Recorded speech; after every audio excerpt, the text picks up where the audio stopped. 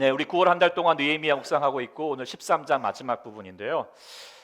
잘 알겠지만 우리 느헤미야는 52일 동안 성벽을 건설하였고요. 또 에스라가 인도하는 말씀 부흥회를 가지고 또 이제 계속 보면은 이제 사람들이 예루살렘에 이주시키고 그러면서 또 함께 봉헌식을 하게 되었죠. 찬양을 하면서 성벽을 돌면서 그리고 노래 찬양하고 노래하는 기쁨의 잔치를 벌였어요. 여기까지가 12장입니다.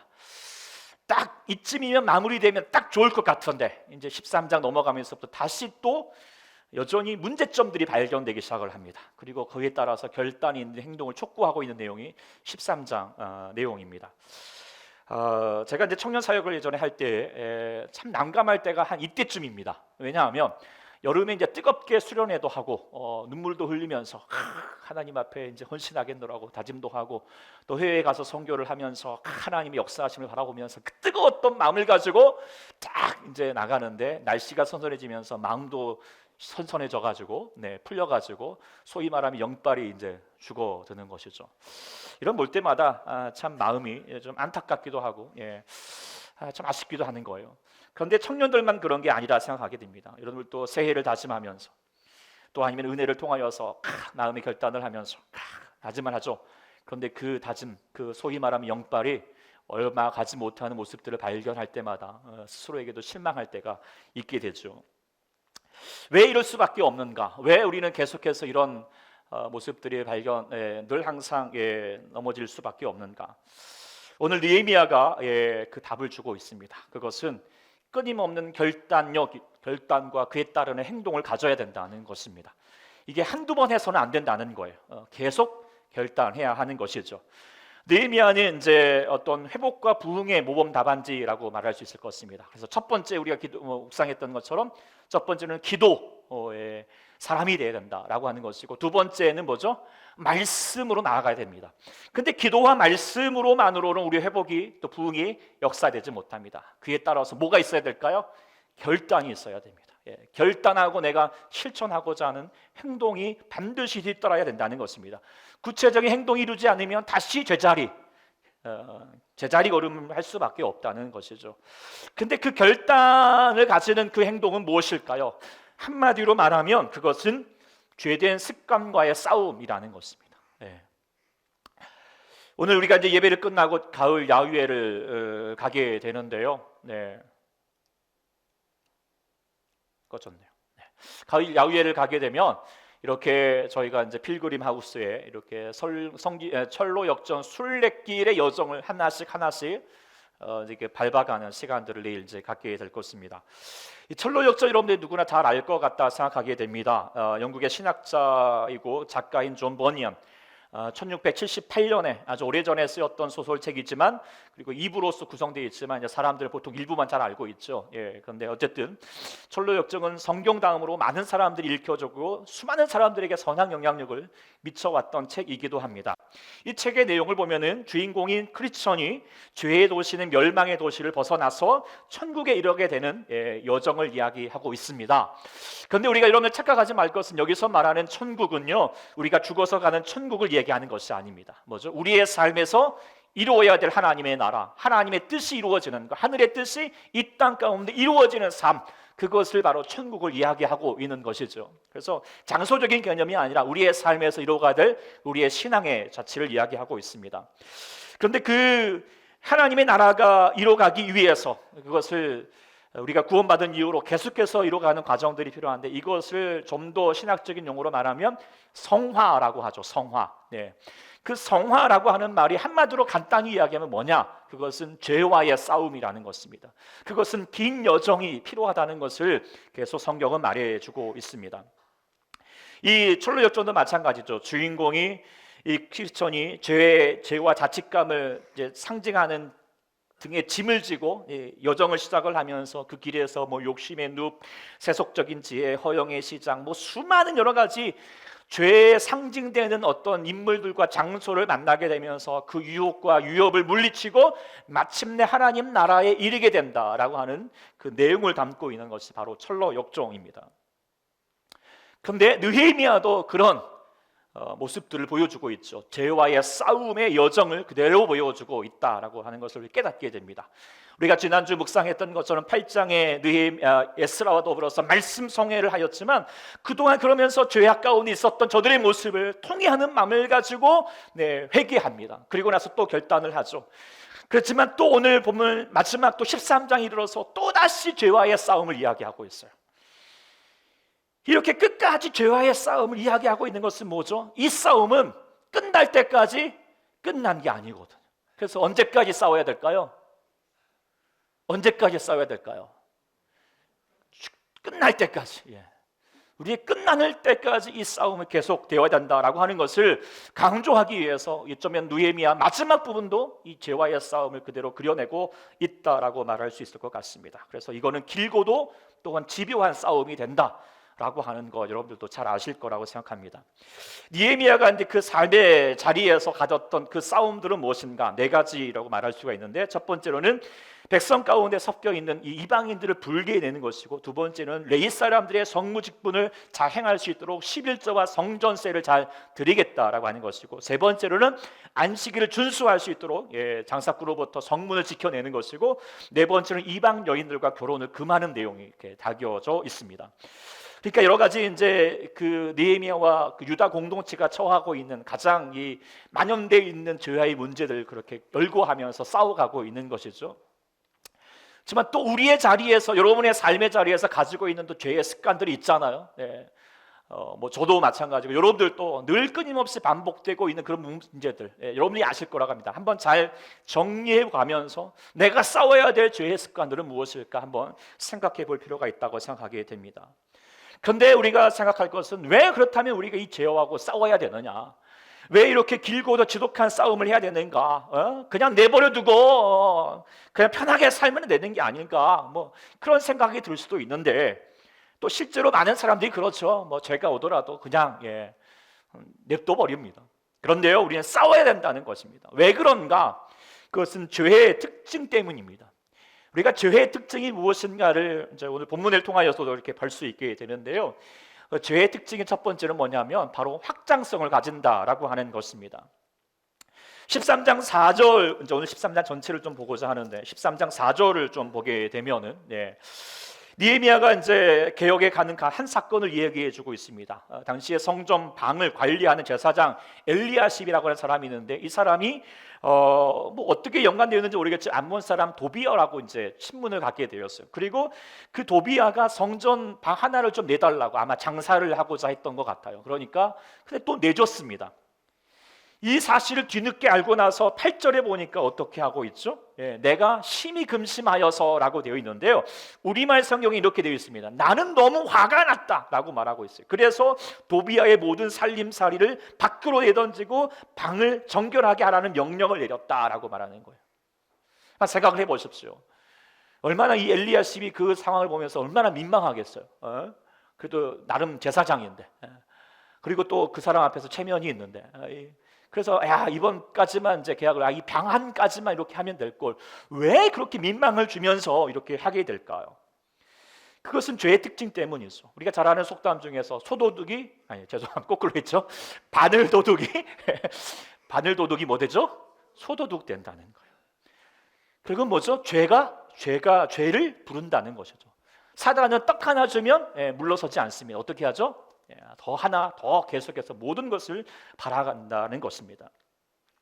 철로역전의 그 순례길도 가게 되면 제일 먼저 가게 되는 곳이 바로 욕심의 늪이라고 하는 곳입니다. 죄의 특징을 잘 이야기해 주는 거죠. 죄는 뭐냐? 늪 같은 거예요. 한 번 빠지면 어떻게 해요? 계속 빠져들어가는 거죠. 나중에 결국 죽음까지 이르게 될 수밖에 없다는 거예요. 이 말씀을 잘 나타내는 말씀이 있죠. 바로 야고보서 1장 15절 말씀 같이 읽어볼까요? 욕심이 잉태한즉 죄를 낳고 죄가 장성한즉. 여기서 우리가 죄를 그냥 내버려둬서는 안 된다는 이유가 있습니다. 싸워야 되는 거예요. 왜냐하면 죄는 장성한다는 거예요. 커간다는 거예요. 가만히 있지 않습니다. 가만 내버려둔다고 해서 가만히 있는 게 아니에요. 죄가 죄를 낳는다라고 하는 거 기억해야 한다는 것입니다. 그래서 오늘 마찬가지죠. 우리도 신앙의 무도점을 생각하면은요, 뭐 큰 공격으로 우리 가운데 다가오지 않습니다. 뭐 큰 병을 들게 한다든지 막 하루아침에 망한다든지 그런 일보다도 작은 것 하나 우리 가운데 다가오게 됩니다.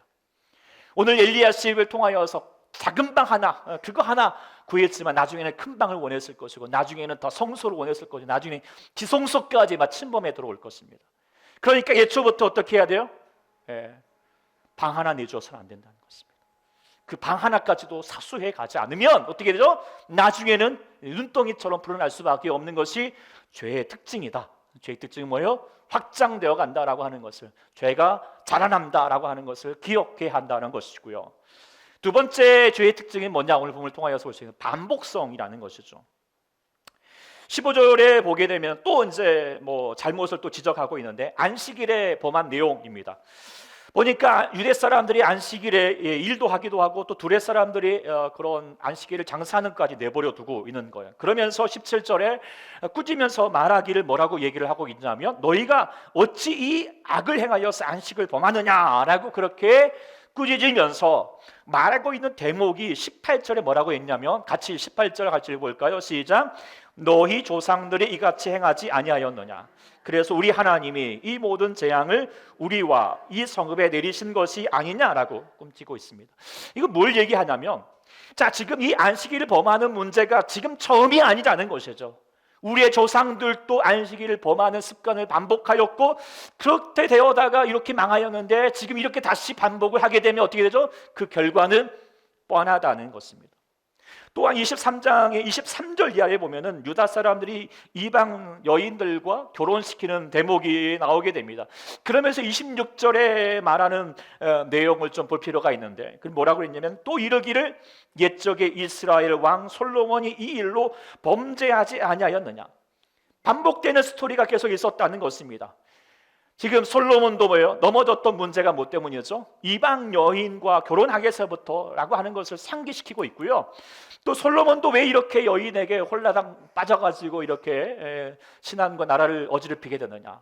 또 보면은 그 모든 일들이 다윗에부터 또 보는 것을 볼 수 있게 됩니다. 다윗도 유일하게 정말 약점이 뭐였죠? 여자 문제였어요. 이걸 해결하지 못했던 것이죠. 그런데 다시 너희가 이것을 반복하고 있다라고 하는 것입니다. 그러니까 이 대목에서 죄의 특징을 또 우리가 주목할 수 있게 되죠. 그것은 뭐 한 번 지었던 죄는 또 다시 반복하여서 짓게 되어 간다는 것이죠. 자기 스스로에게도 마찬가지고, 자기의 부모라든지 아니면 자기 조상들을 통하여서 죄의 습관이 반복되어 가는 모습들이 우리가 뭐 제가 예를 들지 않더라도 잘 알 거라고 생각합니다. 해 아래 새 것이 없듯이요, 죄도 새 것이 없습니다. 늘 항상 있어 왔던 문제들인 거예요. 그러니까 내가 하나님 앞에서 지금 잘못하는 거, 우리가 내용을 보면 이번 한 번뿐입니까? 아니지 않습니까? 계속 반복되어 왔던 경우가 있지 않습니까? 물질에 넘어지는 사람들은 계속 또 물질에 넘어지는 경우가 많습니다. 사람들에게 시험 받은 사람들은 내가 그 사람만 없으면 내가 정말 하나님 내가 잘 믿겠습니다 라고 하겠지만, 그 사람 피하면 어때요? 또 다른 사람이 또 그런 똑같은 문제로 다가오게 된다는 것이죠. 죄는요, 계속 반복해야 합니다. 피한다고 해결되는 것이 아닙니다. 어떻게 되죠? 싸워야 합니다. 그 해결이, 그것이 멈출 때까지 싸워야 되는 것이죠. 그것이 바로 죄의 특징 때문이라는 것을 기억해야 하겠습니다. 그래서 죄는 확장성이 있고 반복이 된다라고 하는 것을 기억하게 되면 가만히 있어서는 안 된다는 거죠. 죄와 어떻게 해야 돼요? 싸워야 된다는 거예요. 그런데 어떻게 죄와 싸워야 되는가 오늘 본문은 이야기해주고 있는데요. 네 가지인데요. 먼저는 뭐였냐? 같이 따라해 볼래요? 시작. 말씀과 기도로 준비되어야 한다라고 하는 거예요. 오늘 이 느헤미야가 죄와 이제 싸워가고 있는데, 성경이 먼저 그것을 주목하게 하는 단어가 있습니다. 1절에 보면은 어떤 시간이었으면 그날에 모세의 책들이 낭독하여서 백성들에게 들려주는 때였다라고 말하면서, 그러면서 그 뒤에 15절에 싸울 때에도 그때, 그리고 23절에도 그때라고 그렇게 얘기해 주고 있어요. 그러니까 지금 느헤미야가 유대 사람들의 죄된 습관들과 지금 전쟁을 벌였던, 그 싸움을 벌였던 그 때를 주목하는 거예요. 아무 때나 했다는 것이 아닙니다. 어떤 때죠? 하나님 말씀이 백성들에게 들려졌을 때라는 거예요. 말씀이 들려졌을 때. 이건 무엇을 얘기할까요? 우리가 죄와 아무 때나 싸울 수 있는 것은 아니라는 것이죠. 아무렇게나 사단과 싸우면 100점 100패입니다. 준비되어야 됩니다. 영적으로 무장되어야 합니다. 정결하게 되어야 됩니다. 어떻게 해요? 말씀과 기도로 무장되어야 된다라고 하는 것이죠. 느헤미야가 무턱대고 사람들에게 야단친 게 아니에요. 예. 그 사람들에게 준비되었기 때문에 어떻게 해요? 들을 수 있는 준비가 되었기 때문이죠. 들을 수 있기 때문에 그 말을 지적하게 될 때요, 만일에 준비가 되지 않았으면 어떻게 됐을까요? 당신 왜 그러냐 그러면 확 삐져버렸을 거예요. 아니면 더 막 화를 내던지. 그런데 들을 수 있는 준비가 되니까 어떻게 해요? 회개하고 다시 하나님께 나아가기 위해서 함께 싸워가는 것이죠. 우리가 영적으로 무장이 되었는가 안 되었는가, 우리가 다시 한번 회개할 수 있는 죄와의 싸움에 잘 준비되었는가 라고 하는 것을 가르칠 수 있는 간단한 방법이 뭐냐면, 제가 만일에 우리가 여러분들에게 뭔가 좀 영적으로 무너진 일들을 보고, 우리 성도님 이렇게 하시면 안 됩니다, 우리 회개하셔야 됩니다 라고 말할 때 확 삐져버리면 이러면 이제 아직 준비가 덜 된 때고요. 그렇군요, 내가 다시 깨우쳐서 다시 하나님과 싸워보겠습니다 라고 말할 수 있으면 영적으로 준비된 때인 줄 믿습니다. 어떻게 준비된 것 같아요? 준비될 수 있기를 소망합니다. 그래서 우리는 항상 말씀 앞에 우리가 다시 한번 겸손히 나아갈 수 있는 주장된 성도가 될 수 있기를 축복합니다. 첫 번째는 준비되어야 된다는 거고요. 두 번째는 뭘 보고 있냐면 바로 그 죄 앞에서는 싸우기 위해서는 단호해야 된다라고 하는 거예요. 오늘 도비야에게 이제 방 하나 내줬던 것에서 방을 막 다 엎어버리고 다 물건을 내피고, 그것뿐만 아니라 19절부터 보면은 안식일에 장사하는 문제가 나오니까 그 장사꾼들이 들어오지 못도록 성문을 닫고, 그러면서 뭐 열어주지도 않고 또 들어오려고 하니까 21절 보면은 너희가 어째 성문에서 자고 있느냐, 뭐 그러면서 뭐 내가 잡으리라, 이같이 하면 또 잡아주겠다, 혼내주겠다, 뭐 아주 호된 모습을 보여주고 있죠. 이뿐만 아니라 이제 자녀들을 이방 사람들과 결혼시키고 있으니까 25절에 보니까 어떻게 했죠? 내가 그들을 책망하고 저주하고 그들 중 몇 사람을 때리고 그들의 머리털을 뽑고. 한번 생각해 보십시오. 만일에 느헤미야 행동을 보면 어떤 생각이 드십니까? 이거 오버 아니야? 뭐 저렇게까지 해야 돼? 이런 생각 들지 않겠습니까? 근데 왜 느헤미야가 이렇게 혹독하게 행동할 수밖에 없었을까요? 우리가 이미 살펴봤던 것처럼 죄의 특징 때문이에요. 지금 잡지 않으면 어떻게 되죠? 죄는 가만히 있지 않은 거, 죄는 확장되어 가고 계속 반복해서 행할 수밖에 없다는 거. 그래서 지금 과감하게 행동하지 않으면 지금 이 죄의 습관을 끊어낼 수 없다라고 하는 것을 알기 때문에 어쩌면은 더 이 느헤미야가 민망할 정도라도 이렇게 과감하게 단호하게 행동하고 있었다라고 하는 것이죠. 철로역정에도 크리스찬과 더불어서 신실이라고 하는 사람이 이제 허영의 시장에 돌아가게 됩니다. 사람들이 막 유혹을 합니다. 뭐 재물의 유혹뿐만 아니라 명예와 권력의 유혹, 안전과 안락의 유혹, 인정의 유혹. 근데 사실 이런 유혹들을 보게 되면은 다 좋아 보이는 거예요. 괜찮아요. 뭐 우리도 필요한 거죠. 그래서 뭐 사람들이 말합니다. 그거 괜찮다고, 너희 믿음 내가 이해한다고. 그러나 이곳에서 우리의 삶을 함께 즐겨도 좋지 않겠느냐. 꼭 거부할 것은 없지 않느냐. 우리가 함께 좀 타협하면서 한번 좀 그래 좋은 게 아니냐. 이렇게 행하는 거죠. 근데 이럴 때 이 크리스찬과 신실은 단호하게 아니다라고 그렇게 그냥 딱 요지부동의 자세를 가지는 거예요. 그러니까 처음에는 막 모르고 말렸는데 안 되니까 어떻게 하죠? 나중에는 위협을 하고, 나중에는 감옥에 갇히고, 나중에는 이 신실한 사람은 불에 타서 죽여버리는. 이 크리스찬과 신실이 뭘 바라보는 것이죠? 내가 지금 한 거는 물러서면 어떻게 되죠?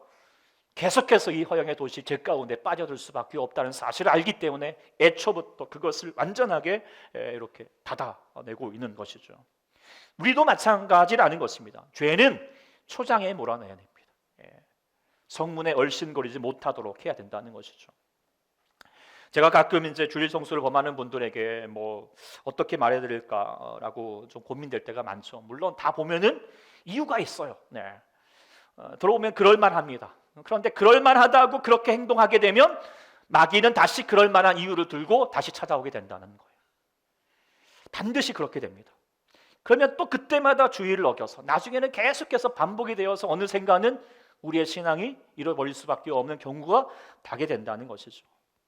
그러니까 우리가 그럴만하다고 어떻게 해요? 그렇게 되지 말고 어떻게 해요? 이래서는 안 돼라고 하는 어떤 단호한 결단과 마음을 가져야 된다는 것이죠. 타협거리를 주어서는 안 된다는 것입니다. 이 날은 주님의 날이다 라고 타협이 대상이 될 수 없다라고 하면서 하나님 앞에 나아가는 자, 성문 하나 빼꼼하게 열어두면 어떻게 되죠? 네, 거리로 다가오는 것입니다. 문을 닫아야 합니다. 문을 닫아야 합니다. 우리 모두가 그렇게 될 수 있기를 소망합니다. 세 번째로 해야 될 것은 뭐냐? 따라해 볼래요? 시작! 거룩하게 하라는, 거룩하게 하라. 거룩하게 한다라고 하는 뜻의 히브리어의 말의 가장 중요한 의미는 뭐냐? 구별시킨다는 거예요. 구별시킨다. 하나님의 것은 하나님의 것, 하나님의 것을 범하지 말라는 것이죠. 느헤미야의 개혁에 보면은 중요한 내용이 뭐냐? 먼저는 안식일에 관한 내용이고요, 11조에 관한 내용이고, 레인에 대한 처우의 문제이고, 성전에 대한 문제를 말씀대로 잘 지킬 것을 다짐하게 되는 것이죠. 이 모든 것은 뭐냐면, 이 모든 것은 하나님의 것이다 라고 하는 것에 대한 하나님과의 최소의 약속을 지켜가겠다는 것이죠. 안식일은 하나님과의 최소한의 시간의 약속입니다. 11조는 하나님과의 물질에 대한 약속입니다. 레위인은 하나님의 종에 대한 약속입니다. 성전은 하나님의 장소에 대한 약속인 것이죠. 그래서 여기부터 기본적으로 지켜내라는 것이죠. 방어선입니다. 방어선이 뚫리면 어떻게, 그 싸움은 필패가 될 수밖에 없죠. 방어선을 구축해야 합니다. 기본이죠. 그래서 이거를 뚫리게 되면 죄와의 싸움이 쉽지 않은 거예요. 여러분들이 제가 계속 말씀드리지만, 우리가 주일을 지키는 것 같지만 다시 생각하면 주일이 우리의 삶을 지켜간다는 거예요. 주일을 지키로 말미암아 우리의 삶이 월화 수목 금토, 우리의 모든 날이 하나님 안에서 다시 한번 우리의 삶이 지켜지는 줄 믿습니다. 그런데 이게 뚫리게 되면 뭐예요? 우리의 삶이 계속 틈타 오는 것이죠. 11조를 지키지 못하면 물질의 시험을 이길 수가 없습니다. 주의 종들을 공경하지 않고 함부로 대하는 사람치고 은혜 받을 수 있는 사람은 없습니다. 주의 교회를 아끼고 돌보고 봉사할 때 여러분의 집과 직장을 주님께서 돌보주실 줄 믿습니다. 그렇기 때문에 구별해야 됩니다. 지켜야 합니다. 그래서 우리 하나님 앞에 지켜야 될 약속들을 잘 지킬 수 있는 우리 모두가 될 수 있기를 축복합니다. 네 번째, 중요한데요. 같이 한번 네 번째 읽어보겠습니다. 시작! 주의 크신 은혜를 의지하라. 이 점이 가장 중요하다고 말할 수 있을 것 같습니다. 오늘 본문 13절을 보면은 느헤미야가 유대 민족의 죄의 습관과의 싸움을 한 후에 마지막으로 기도하게 됩니다. 이 느헤미야는 늘 항상 보고 있으면 기도합니다. 네, 그렇죠? 14절에 뭐라고 기도합니까? 같이 읽어보겠습니다. 시작! 내 하나님이여, 이 일로 말미암아 나를 기억하옵소서. 내 하나님의 전과 그 모든 직무를 위하여서 내가 행한 선한 일을 도말하지 마옵소서. 지적하고 같이 막 견할하고 막 그렇게 야단치고 나서 그대로 끝나지 않고 뭐예요? 기억해달라고 기도하고 있어요. 여기서뿐만 아니라 22절에도 하나님이여 나를 위하여서 이 일을 기억하옵시고 주의 크신 은혜대로 나를 아끼시옵소서. 31절에도 내 하나님이여 나를 기억하사 복을 주옵소서. 이게 무슨 기도일까요? 자신의 공로를 인정해달라는 뜻일까요? 그러지 않습니다. 이 느헤미야는 자기를 자랑하는 기도가 아니라 자신도 완벽하지 않음을 고백하고 우리의 모든 유대 공동체도 연약함을 고백하면서 하나님의 은혜를, 도움을 구하는 기도인 것이죠. 비록 하나님 말씀에 따라서 유대 사람들 앞에서 정죄하고 막 야단치고 했지만, 그러나 자신이 완벽하기 때문에 그들을 향하여서 정죄하고 있는 것은 아닙니다. 자신도 부족하고 죄인이고, 그러나 겸손한 마음을 가지고 하나님 저희를 불쌍해 주십시오, 은혜를 구하는 마음으로 나아가면서 기도하고 있는 거예요. 이게 중요해요. 우리가 만일에 죄와의 싸움에 있어서 이거 기도하지 않고 우리의 힘으로 감당하게 되면 설령 이것을 우리가 할 수도 없지만, 우리의 힘으로 할 수도 없지만 하고 죄와하고 내가 싸웠다고 해도 어떻게 되죠? 나중에는 내가 그래도 했어, 그런 영적 교만함에 빠지기 쉽거나 아니면 또 누군가를 비판하게 되는, 왜 당신은 그런 것도 못해, 비판하게 되는 더 악한 일을, 죄악 가운데 빠질 수밖에 없다는 거예요. 그래서 우리는 죄와의 싸움에 있어서 철저하게 늘 항상 겸손해야 할 줄 믿습니다. 주의 은혜를 구하는 거예요. 전로역전에서도 그 죄와의 싸움에서 늘 강조하고 있는 게 뭐냐면 자신의 싸움으로 되는 것이, 이 크리스찬 주인공의 힘으로만 되는 것이 아니다라고 하는 것을 계속 강조하고 있어요. 하나님의 은혜를 의지해야 된다라고 하는 메시지를 계속 여러 장면에서 나타내는데요. 절망의 성에 들어가서 여인에게 이제 갇히게 되어가지고 그때 절망과 무력감에 빠졌을 때 그때 문득 생각나게 하는 것이, 그래 나에게 이 약속의 열쇠를 줬지, 그러면서 우리가 또 그걸 붙들고 열고 나오게 돼요. 이게 하나님 말씀의 약속의 말씀을 의지하고 이제 상징하고 있는데요. 자기 힘으로 못 나오겠지만 어떻게 해요? 하나님 말씀에 의지하여서 나는 할 수 있다. 하나님이 약속하셨다라고 하는 것으로 나갔다라고 하는 것을 얘기해 주고 있는 거고요. 또 중간중간에 뭐 보혜사를 만나기도 하고 신실을 만나기도 하고 소망을 만나기도 하고 또 여러 많은 사람들을 쉼의 시간들도 주게 하시고 혼자서 하게 하는 것이 아니라 뭐예요? 하나님이 도와주시는 손길들을 보내주심을 통하여서 감당하게 되었다. 무엇보다도 자기가 그 무거운 짐을 자신의 힘으로 벗으려고 노력을 했지만 벗을 수가 없어요. 그럴 때 어떻게 됐죠? 나중에는 십자가의 언덕에 도착하게 되어서 그 십자가의 은혜로 자신의 있었던 죄의 짐이 벗어지는 역사가 있게 되었다는 것을 얘기하고 있습니다. 뭘 얘기하고 있는 거죠? 죄와의 싸움은 자신의 힘으로 감당하는 것이 아니다. 하나님의 은혜의 역사로 감당하고 있다는 것을 분명히 하고 있습니다. 우리에게도 이 죄와의 싸움, 여러분의 철저히 싸워가겠고 의지도 필요하겠고 노력도 필요합니다. 결단도 필요합니다. 그런데 가장 중요한 건 뭐예요? 하나님의 은혜가 필요합니다. 그 하나님의 은혜를 구하십시오. 십자가의 공로를 붙들고 나아가십시오. 그리고 하나님께 기도하셔야 됩니다. 하나님, 나는 부족합니다. 늘 넘어집니다. 나를 붙잡아 주십시오. 그리할 때 우리가 이길 줄 믿습니다. 그래서 느헤미야처럼 주의 은혜대로 나를 아끼시옵소서. 내가 더 죄인일 수밖에 없습니다. 하나님 은혜가 필요합니다. 겸손함으로 나아가셔서 승리할 수 있는 여러분 될 수 있기를 축복합니다. 말씀을 맺습니다. 시간이 많이 간듯해서 막 달려왔는데 그래도 빨리 했네요. 우리 이제 9월달 동안 느헤미야를 묵상을 했어요. 제가 묵상을 이렇게 느헤미야를 하면서 정말 우리 교회 정말 귀한 말씀이 되어간다. 회복과 부흥의 역사를 가질 수 있게 하는 것이다. 그러기 위해서 먼저는 기도합시다. 할렐루야. 기도의 사람이 되셔야 되고, 두 번째는 말씀에 응답하는 사람. 할렐루야. 아멘 하자고 그랬죠, 지난주에. 할렐루야. 아멘. 그렇게 말씀 앞에 나아가시고 그 다음에 뭘 해야 될까요? 우리는 죄의 싸움을 하기로 우리는 다짐해야 할 줄 믿습니다. 아멘. 한 번 해갖고 될까요? 안 될 거예요. 아마 계속 하셔야 됩니다. 계속 하셔야 됩니다. 그래서 우리가 그를 통하여서 우리 초대교회가 하나님의 은혜로 부흥의 역사가 나타나게 될 줄 믿습니다. 이를 가지고 이제 우리가 우리 가을 야유회 우리 성교순례 그 순례지 하나씩 보면서 다시 다정하고 다시 결단하는 시간도 갖겠지만 못 가신 분들도 마찬가지겠죠. 여러분들도 제가 일부러 오늘 밴드에다가 질문도 올려놨고요 했습니다. 여러분 다시 묵상하시고 같이 내가 어떻게 하면 이 싸움을 이길 것인가, 우리가 끝까지 다시 한번 이 싸움을 싸워야 될 것인데, 선한 싸움 다 싸고 의의 면류관 받았으리라. 할렐루야. 이럴 수 있는 주의 모든 백성들 될 수 있기를 간절히 축원합니다. 기도하겠습니다. 하나님 아버지, 우리가 주님 아버지 앞에 나아가는데 우리의 삶에 다시 한번 늘 끊임없이 죄가 우리의 삶을 넘어뜨리기 위해서, 우리를 무너뜨리기 위해서, 사망의 음침한 골짜기로 내몰기 위해서 우리를 향하여서 다시 한번 달려오고 있습니다. 하나님, 우리가 그때 이 싸움을 감당하는 자가 되게 도와주시옵소서. 우리가 주님의 말씀을 의지하여서 기도하면서 준비된 자가 되게 도와주시옵시고, 그 말씀에 의지하여서 다시 한번 죄에 대해서 단호하게 결단하고, 그리고 오직 정말 아버지 하나님을 의지하면서 다시 한번 나아가되 무엇보다 하나님의 은혜를 구하오니 주님, 저희를 불쌍히 여주시옵소서. 넘어지지 않게 하시고, 주의 성도들이 이 악한 세상 가운데 또 여러 가지 많은 편함과 또 세상의 안락함을 가지고 우리 가운데 유혹해 올지라도 우리는 하나님이 이 모든 백성들을 천국 천사로 보내주시고 붙들어 주시고 십자가의 공을 의지하여서 잘 감당케 도와주시고, 그걸 통하여서 선한 싸움 잘 싸워서 의의 면류관 저 천국을, 하나님 나라를 만들어갈 수 있는 주의 백성 될 수 있도록 역사여 주시옵소서. 우리의 모든 삶에 오직 우리의 희망이 되시고 소망이 되시고 능력이 되시는 예수님의 이름으로 간절히 기도합나이다. 아멘. 할렐루야.